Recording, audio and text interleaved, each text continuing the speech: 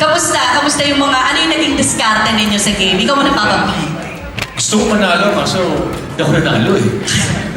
I tried to be practical by not getting, by staying liquid, half liquid, and then for safety, emergency token. It's nice.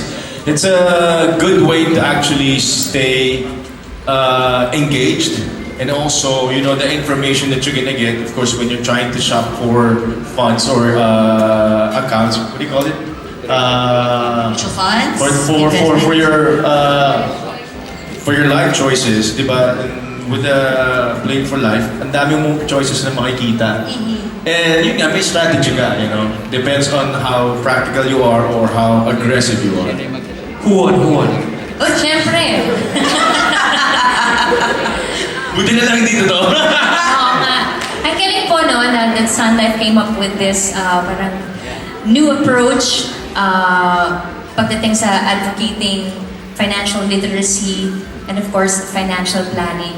Kasi I think for some of us, including myself, parang pag sinabing financial literacy or planning, parang overwhelming love and parang nakaka-intimidate. But ginawa nilang game, so mas engaging, mas fun, di ba, love? And sabi ko nga, love, ano to, parang in a way, meron ka rin parang it's influential also sa mga life choices mo, parang siyang simulation, no, ng pag-manage ng finances mo. So, ang galing po ng sana.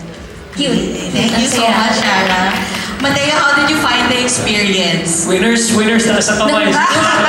Ngumiti lang siya, nanalo na. Stay na chamba lang tayo, syempre. No, but on a serious note, it was fun because when we started the game, Piolo chose an insurance, Sarah chose an insurance. Gamer lang ako eh. Both of them chose an emergency fund. I didn't. Sabi ko, sige, I'll risk it. But yung second turn ko, yun, nagsisi ako, dapat I got an emergency fund. And it made me realize it's really important to have an emergency fund compared to just being liquid. Priority yun. So it was fun.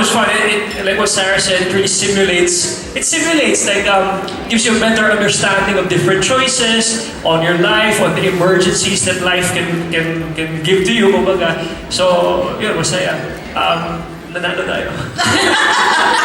Gusto ko na yun yung sandwich ng statement ni Matteo.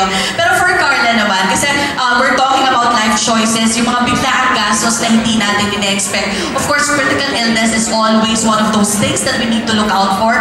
How exactly does insurance help?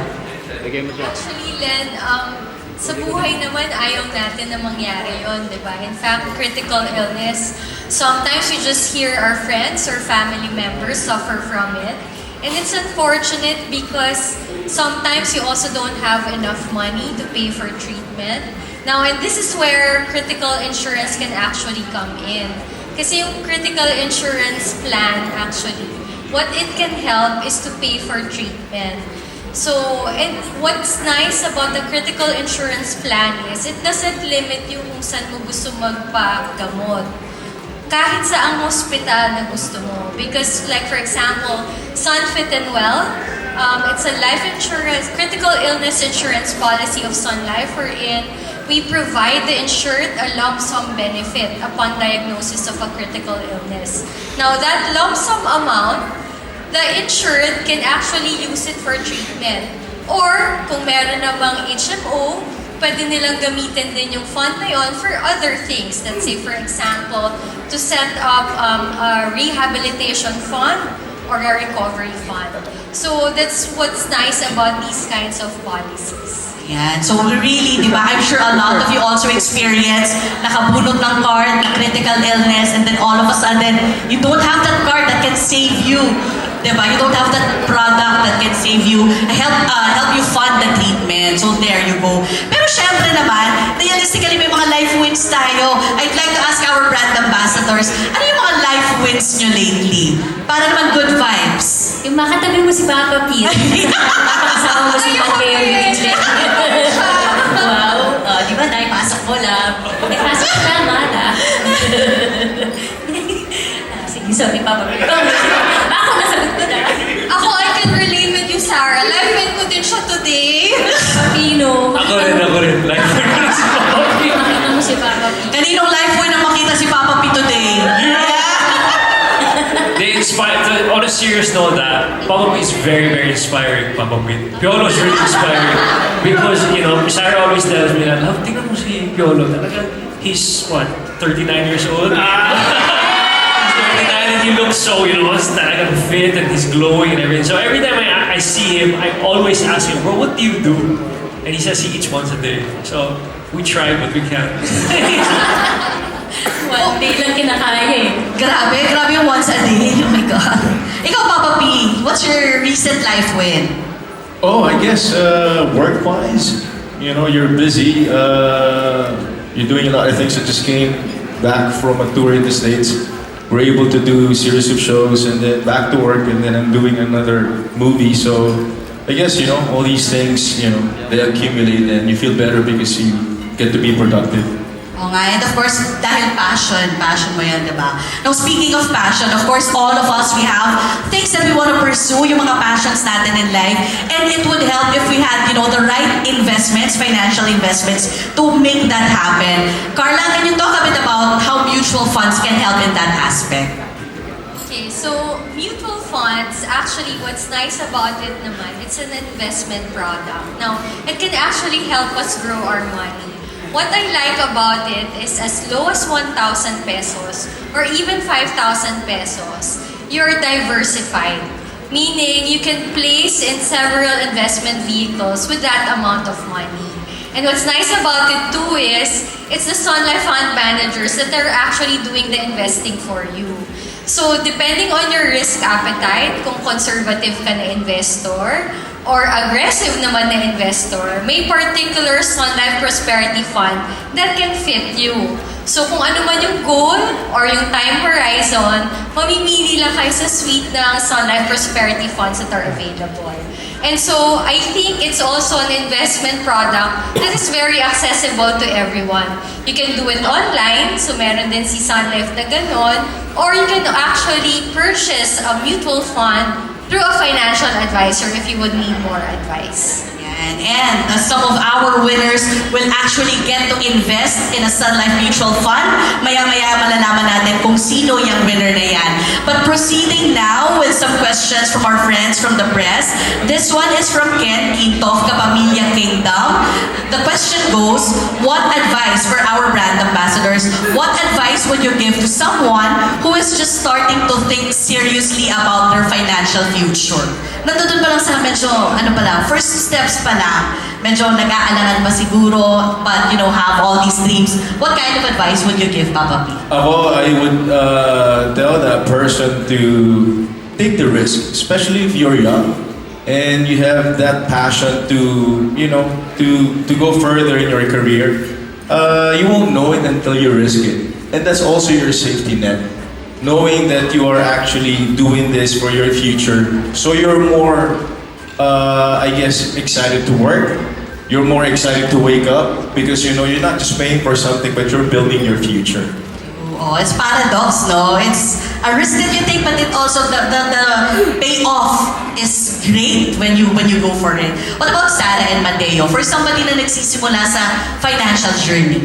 Pag-usapan nga po natin na dapat it's best to start early on in life para while you're capable of parang working hard and of course parang syempre if you start early on the earlier the bigger the amount Ba't hindi ka masabi mo, Sarah? Ba't lagi si Batman kinakausap mo?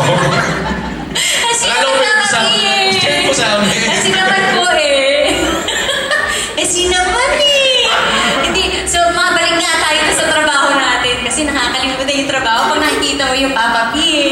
So ayun nga, dapat you start early on in life. At saka, meron po kasi parang connotation na pag sinabing life insurance para lang yun sa mga financially capable.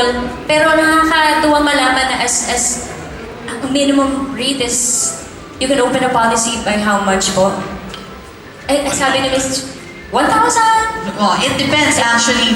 For example, I have a term insurance that's just 500 a month. May ganon. May ganon pala po. So, ayan. Diba? We want to encourage everyone na kumuha na ng life insurance with Sun Life. Oh, doon kayo sa 129 years old company na. Diba? Oh, wow! Of course, you have to find obviously a very credible company, like what you said, 100 plus years. And like what Sarah said, it's very intimidating at first. You know, how much you have, do I have that much to invest, etc. But what's really good about Sun Life is that you get to talk to a very credible, knowledgeable advisor who can really guide you along the way. When I started more than 5 years ago, with Sun Life, I was very confused of how do I start? What policy do I get first? And they guided me. They said, Matteo, this is the first one. If you want to have a longer term investment, what kind of appetite you have, etc. And now that I got another policy just a few months ago, now that I'm a married man, I would ask again my advisor, what do you think best fits? What policy best fits my lifestyle now and where I want to go? So I told them what my dreams, my goals, etc. for me and my wife, and they advised us on what policy to get. Yeah. Kasi it's a very personal di ba? Nakasalalay dyan talaga yung goals mo for the future. So on that note, a very quick fireside chat lang tayo. I'd like to close with Carla by asking, if you would advise, along those lines din, somebody na nagsisimula sa financial journey, what particular financial instruments would you advise for them to get? Actually, it depends talaga, Len, eh. But for me, I think the best financial product is a financial product that is actually something that you thought about, that is meant to achieve the goal that you want. So if, for example, your goal is to ensure that your family will be able to persist as far as their future is concerned, then life insurance is the product for you.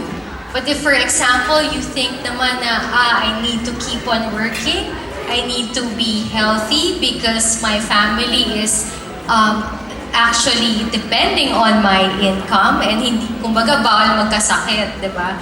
Then critical insurance now is the product for you. But if, for example, you have another goal, let's say the goal is probably to save up and invest for a down payment for a particular property, then maybe a mutual fund product is for you. That's why it's really very important, as Matt said a while ago, to find a trusted financial advisor so that financial advisor can actually help you get into those kinds of details. Kasi yung mga detalye na yun naman ang magtutulong sa'yo maging porsigido to ensure na makamit mo yung goal na yun. And that particular financial advisor also will ensure that you keep committed to that particular goal. So kumbaga, the financial product is just the vehicle for us to be able to actually achieve our dreams. Okay, there you go. Ayan na, kasi parang, guys, usually for friends in the media, FYI, we get a lot of questions on the Sun Life Facebook page. Ang tanong kaagad, HM. Yan. How much? But it's not a question. HM tol. It's not a question that we can answer immediately kasi it really depends on what your needs are, and that will also influence what product you will have to get. Ayan, okay. So, I think we have a bit more time. So, one more question. Okay. Sige, babalikan ko lang ang ating cue cards. There you go. Let me ask this question from Von Melinario of One News Philippines. Question for our brand ambassadors. When you were just starting in the industry, what was your first or most memorable investment nung baguhan pa lang kayo sa industry? Pinaglaanan ng funds. Yan. Ako po, kami ng family po, yung building our own house. Yan, at saka aircon. Yan, aircon. Kasi ang init-init dun sa apartment mo namin before. So talaga, great investment yun. Of course, kasi yung rest is very important. Diba? Rest is very important. Kaya if you would remember, in our Play for Life game, meron yung wellness stars. Kasi importante din yung wellness ninyo, yung mental wellness. Kaya may shopping, may eating out. Kasi diba, it's part of what makes us feel good. And we shouldn't say no to that just because we're trying to save for something in the future. Ayan. So, what about you, Papa P? Dami ko naisip. Pero syempre, you start with very minimal pay. So I really saved up. I didn't spend. I didn't get a loan until I had enough money to get us a small house for the family. Even if I didn't have enough money, I loaned in the bank. But I had to make sure that I had enough to pay for it, in such a time that I could afford. So it's still practical, but I made sure that we have a roof over our heads. Yung medyo long-term horizon pa rin ang tinitingnan. What about Matteo? I think a few years after I started show business, when I was able to save, I invested my first property and I was able to give a down payment for that and loan the rest. And then after a few years, I was able to pay the whole amount. So that was one of my proud investment moments. Talagang property, ano? Property ang tawag mo eh. Ikaw, Carla. Ang dahil na. Dapat meron din kaya pa mo. Grabe, taga-tanong lang ako dito. Hindi, pero I'd like to share kasi parang for those na medyo nag-aalinlangan when it comes to their financial journey, I joined Sun Life and I was already in my 30s. And at that point, I really had no idea. Sabi ko siguro 6 months lang ako dito sa kumpanyang to. Then wala akong idea about insurance, investments, and all that. But then, if you have bosses with the likes of Don Peggy, every time bonus month kasi, ang tanungan sa office, saan ka mag-i-invest? Ayan. Saan ka mag-i-invest? Carla, our other office mates, ganun ang tanungan. So parang, saan ba ako mag-invest? Napaisip tuloy ako na parang okay. And it was such a good influence on me kasi I was able to build from that. And now I have how many products, how many mutual funds. Of course, probably not as much as Piolo's, Sarah's, and Mateo's. But, you start somewhere. And then you grow it from there. So sabi nga nila, it's either one day or day one. So I hope if you guys don't have it yet, make your day one today. Yan. Ganda mo nun. Invest for today. Yes, the voiceover na. On a side note lang, sorry, I know we're pressed for time because a lot of the new generation was very tentative. So it's a good way to keep them in the office, di ba? Saan ka mag-i-invest sa next bonus mo? Kasi hindi mo yung next salary mo. A lot of them tend to quit their jobs, right away pag So magandang way yan to keep you in the company. Totoo yan. Alam mo sa totoo lang, kasi culture is very important wherever you're working. So that was one of the things. So I'm sharing this as a Sun Life employee just to show you that this is really the culture, not just for the clients, for the brand ambassadors, or something that's front-facing, but even within the company, this is the kind of culture that we try to keep even internally. Ayan. Sorry, Okay. pag-add ako. Go on. Nakaisip ako dahil sabi ni Papa P, di ba? It's also good to surround yourself with friends and family members who would actually also encourage you to do the same. So, okay naman din yung shopping, eating out paminsan-minsan. Pero not to the point naman na wala nang natitira for savings and investing. So, it's really good also to have good influence within your circle. And there you go. Ladies and gentlemen, thank you so much, our brand ambassadors, and of course, Carla, for accommodating the questions.